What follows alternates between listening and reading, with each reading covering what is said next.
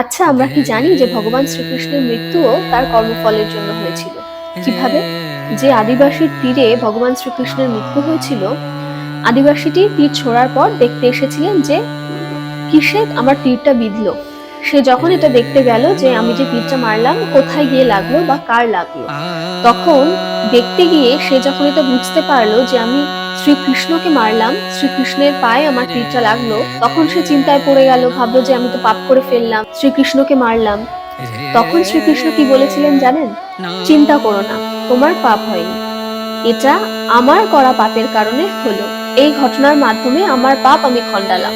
তুমি যে আমাকে তীরটা মেরেছো, এই তীরটাই আমি তোমাকে মেরেছিলাম ত্রেতা যুগে। ত্রেতা যুগে আমি রাম রূপে বালির ওপর তীর মেরেছিলাম, এবং ত্রেতা যুগে তুমি বালি ছিলে, এবং ত্রেতা যুগে আমি যে তীরটা বালিকে মেরেছিলাম, সেই তীরটাই ঘুরে ফিরে এই যুগে আমার এসে লাগলো। ত্রেতা যুগে আমি তোমাকে যেটা দিয়েছিলাম, দাপর যুগে তুমি আমার সাথে ফেরত দিলে, কারণ ত্রেতা যুগে তুমি বালি ছিলে।